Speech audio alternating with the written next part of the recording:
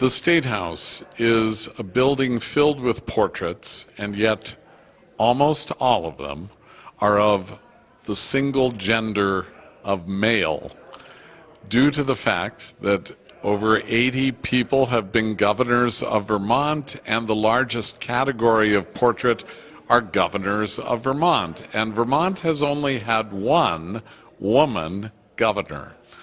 So over 50% of the population of Vermont today are women, and we need to ensure that the State House reflects the present reality as well as its past.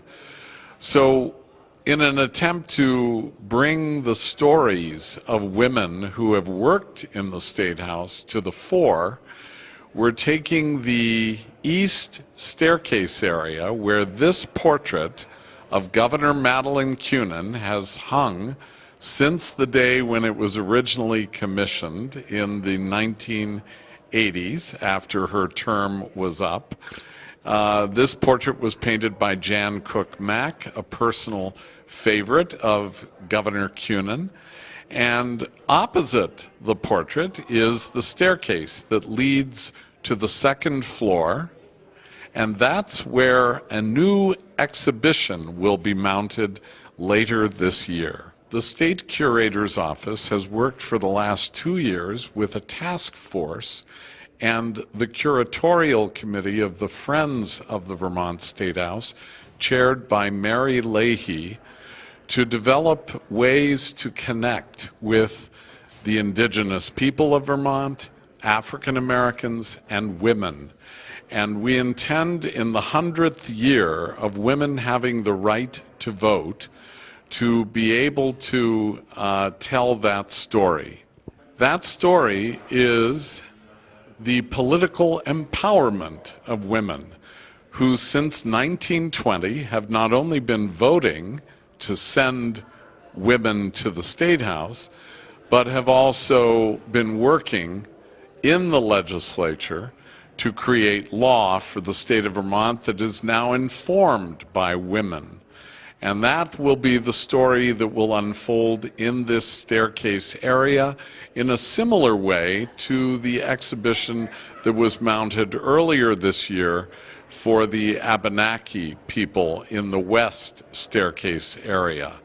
We'll be getting rid of black leather chairs, trying to relocate them to other areas where lobbyists can sit. But for now, this real estate is needed, and we'll see what happens later this year when Under the Golden Dome returns to the State House for the second half of the biennium.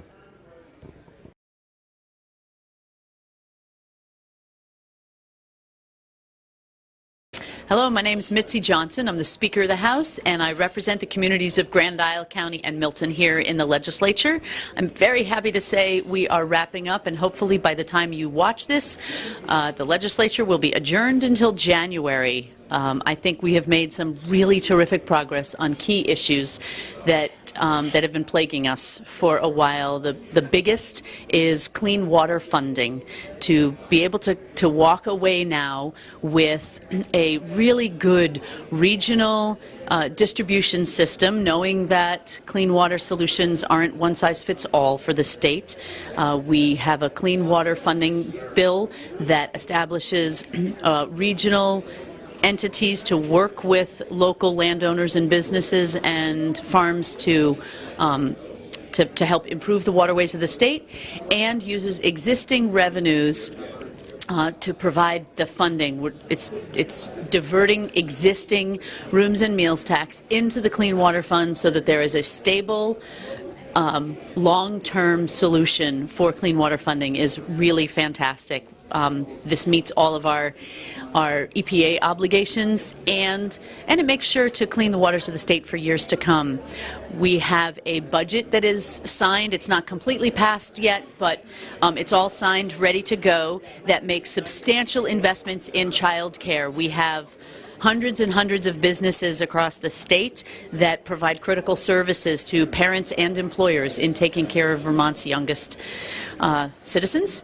And so the budget makes substantial investments in those child care centers and homes, raising the rates that they're paid, and improving eligibility for low-income working families to be able to have a safe and stable, enriching place to have their children cared for while they're busy at work in Vermont. There are some really good economic development incentives in this bill, looking at rural economic development, things like the Working Lands Initiative. We have some extra one-time money that's not available on an ongoing basis, but because of some of the federal and state tax changes in the last year, created some one-time money. So we're doing some substantial investments in rural economic development in our working lands, as well as trying to bring in more workers to Vermont and incentivize existing Vermonters to move into the workforce. We have discussions on minimum wage and paid family leave ongoing yet, still to be determined, but I'm hopeful that we can get to the end of the session saying that we're really doing something to help young families get established in Vermont and really make Vermont the best place to live, work, and play. So thanks for watching. Fingers crossed for the next 24 hours or so here in Montpelier, and looking forward to adjourning with some really good suite of legislation that really makes for a stronger, healthier future for Vermont. Hi, I'm Avram Patt. We represent the Lamoille, Washington district, which is Morristown, Elmore, Worcester, and Woodbury, and I live in Worcester. And we're in what I think may be the last day of the session. You never know. A lot of compromises are being made, usually compromises that no one is happy with, but that's the way it goes around here, and that's the way things sometimes have to get done. One compromise I'm not happy with is what the Senate did to an increase in funding for weatherization that the House had sent as a bill to the Senate earlier this session. It's a program that I am very familiar with, that I worked with many years ago when state funding first started, and we wanted to have a dedicated and ongoing funding source, and instead we're again using one-time money, which for this particular program really does not work. It's a production program, and it needs an ongoing source of funding. But I voted for the bill as the Senate sent it to us, because some weatherization is better than none at all, and those are the kind of compromises that get made.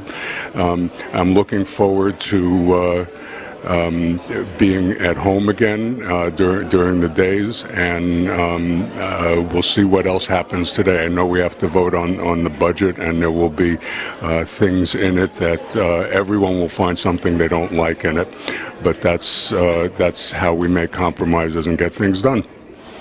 Well, good morning. I'm Representative Mark Higley from Lowell, so I represent Lowell, Jay, Westfield, Troy, and Eden. Rick has given me another opportunity to chat a little bit here, and so something that I've been quite involved in for the past 3 years is a proposal to regulate contractors. It all came about basically from a consumer complaint list at the Attorney General's office. And I understand that there's a number of complaints. They haven't been litigated. It is just that, a complaint list. Hasn't been mitigated either. And as a contractor for the past 41 years, I have a real concern about the possibility of this registration, which will cost some money. They're saying $75 for a 2-year registration. Isn't a lot of money, but again, it is like a license. So you need to be current with all state and federal taxes. You need to be current with child support payments, any of that, that sort of thing. As it stands now, the bill is looking at a registration if you have a job that is over $2,500, and that's both materials and labor. So that to me is a pretty small job. Along with registration is a insurance requirement that you have to have a insurance policy of $1 million aggregated value.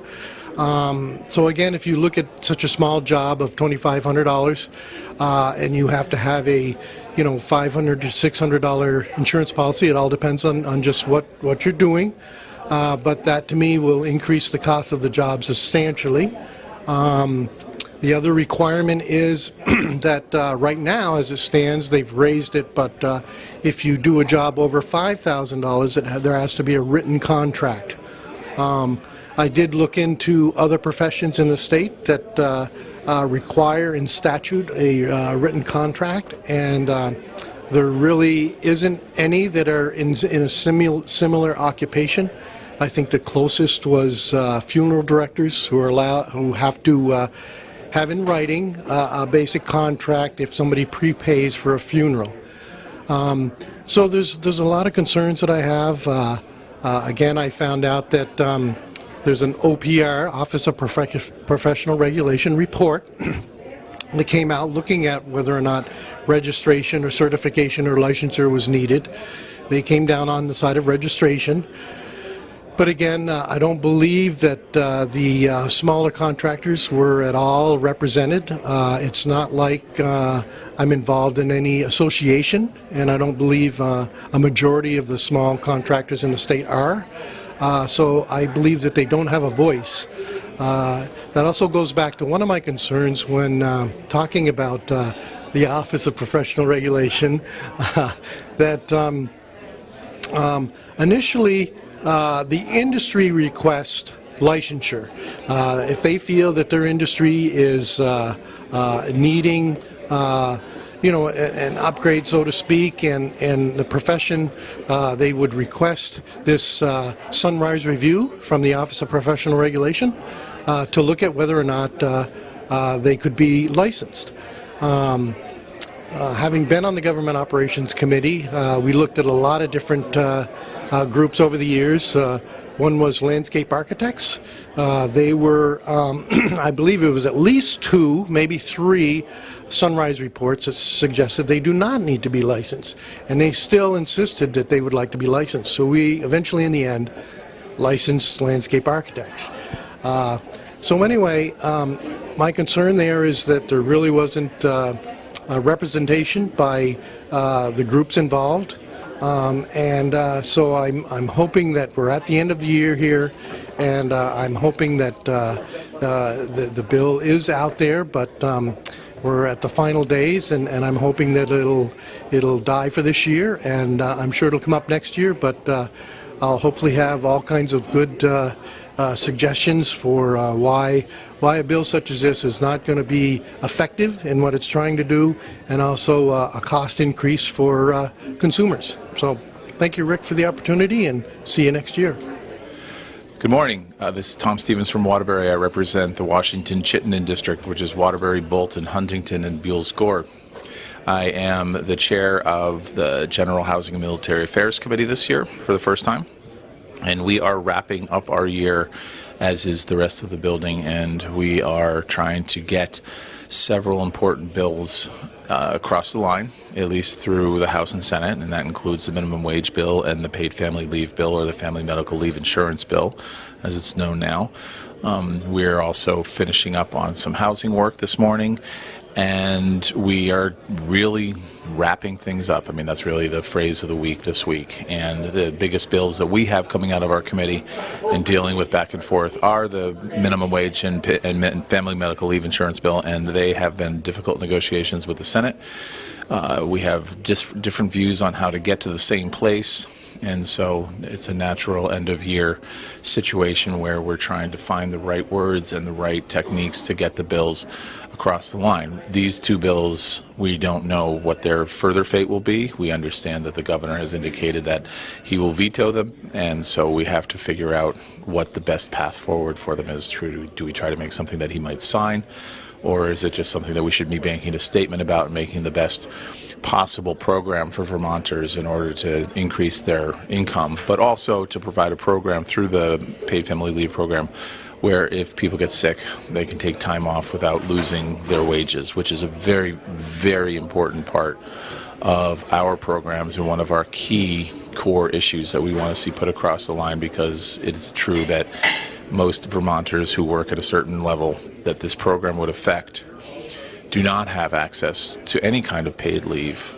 never mind for themselves or for their children if they're bonding with the newborns, or their family members if they get sick. So there's a lot to pack in the last day. We're right in the middle of it, and I'm sure that I would have a different report for you tomorrow when some of these things are more settled. But for now, it's just going to be a lot of back and forth. We have passed quite a bit of good information and good legislation the last several days, and until we see what the governor signs or doesn't sign, we'll be in limbo. But we're pretty proud of a lot of the work that we've done this year, and when the dust settles, I think Vermonters will be proud of the work that we did this year. And while there might be some obvious disappointments, I think in the end, on balance, it was a productive year, and we're set up for next year as well.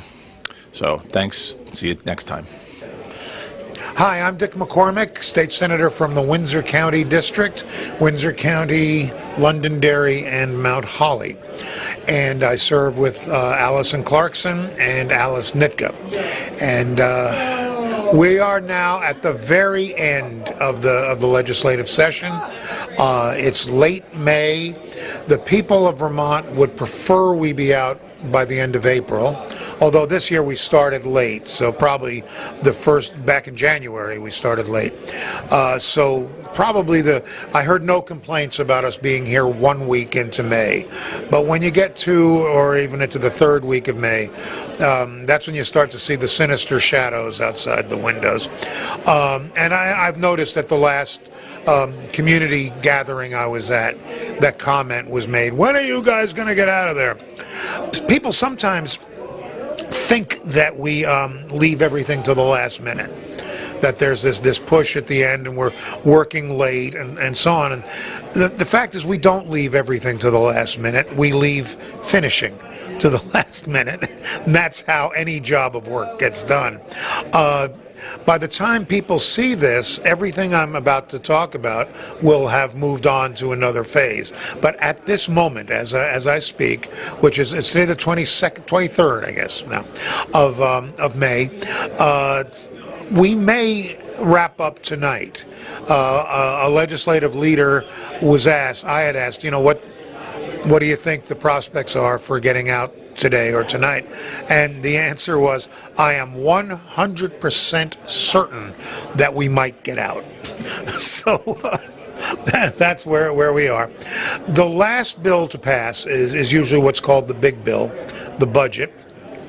I have the honor of serving on the Appropriations Committee in the Senate, but to pass into law, a bill has to pass both houses in exactly the same form. And the House and Senate versions of the budget, of course, are never the same. It's a given that there will be a conference committee. And once the conference committee starts working on reconciling the House and Senate versions, then people who are just on the appropriations committees are sort of done with the budget. It's the conferees who really are where the action is. And it's sort of at the end of the session, you know who the really powerful people are. On the budget, I am not one of those. I did have the honor and the responsibility of working on the budget all session.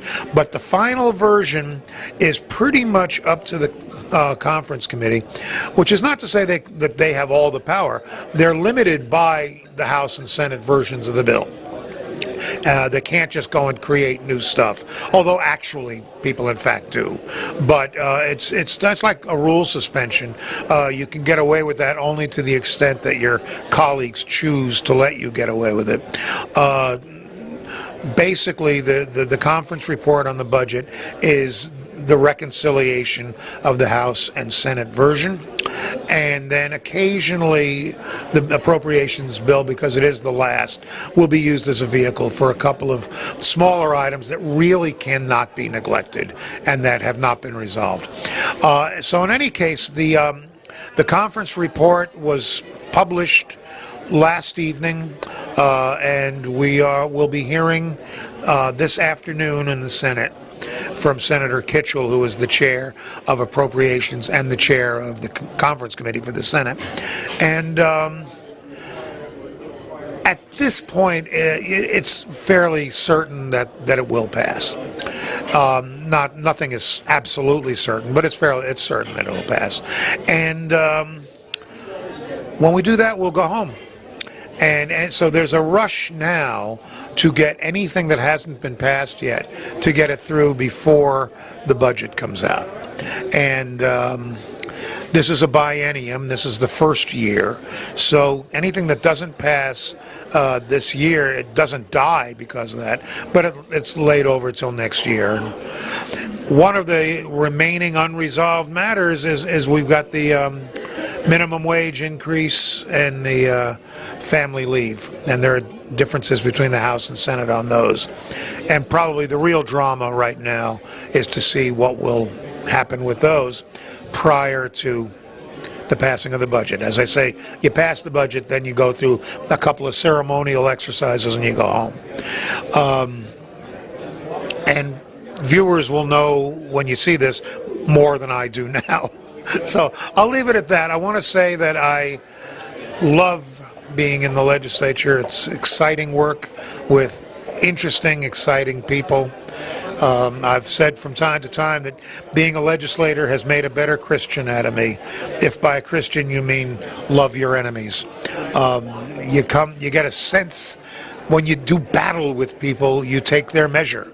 And I've gotten a strong sense of the intelligence and the decency of the people I deal with, those I agree with and those I disagree with. And it's a good way to live. But on the other hand, rarely seeing my wife is not a good way.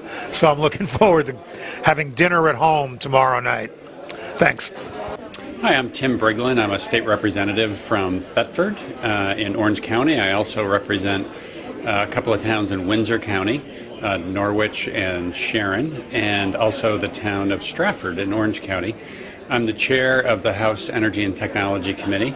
And just to give you an overview of a bill that we finally got through the legislature last week, that I will say I think is the most important economic development bill that we've passed this year, which is a bill to promote the expansion of access to broadband internet service in Vermont in the coming years. There's a real challenge to getting internet service providers to push broadband fiber-based internet service out into the the back roads and the dirt roads in Vermont, and frankly, it's just not profitable for for-profit companies, whether it's wireless companies that have wireless service like AT&T or Verizon, or whether it's your typical phone company like Consolidated Communications and even VTEL. So the bill that we passed this year would essentially empower local communities to form their own telecom companies, if you will, similar to, and if you're listening from Thetford or Stratford or Norwich, you know well the EC Fiber model, which is essentially a municipality that formed and raised money and promoted a business plan. It's a nonprofit entity that has wired a number of towns in the Upper Valley with fiber. And the bill that we passed this year supports future EC Fibers by providing planning money for communities that want to form a similar type organization. It's called a Communications Union District, a CUD. So there's about $1 million of planning money that would support 6 to 8 CUDs forming around the state. And then there's also money from the Vermont Economic Development Authority, over $10 million, that will provide loans up to $4 million to support these CUDs that form around the state. There's also a number of different types of models beyond CUDs that this bill promotes.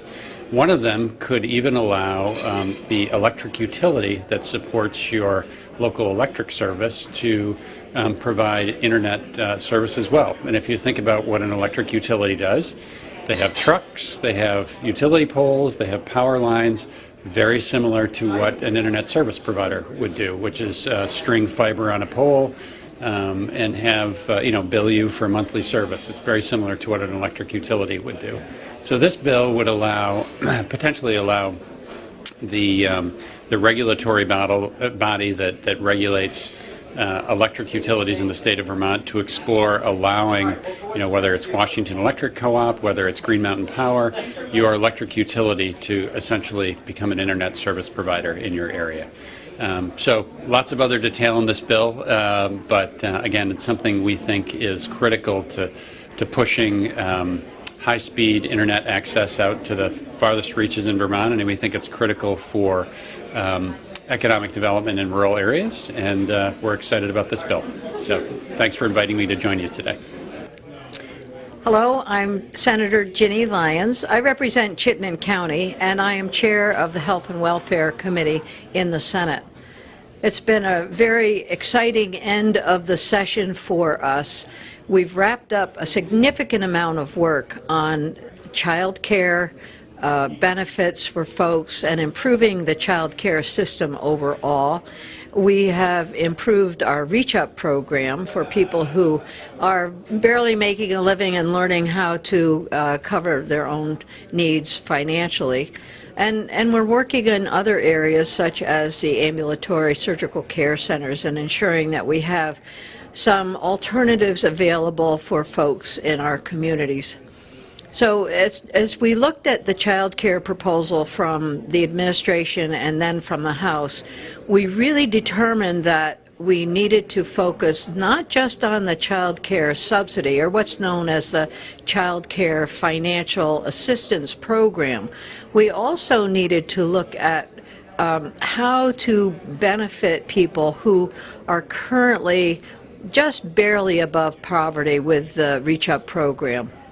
So we modified the proposal that came to us from the House, and I believe that the resolution we've come to in the budget is a very good one.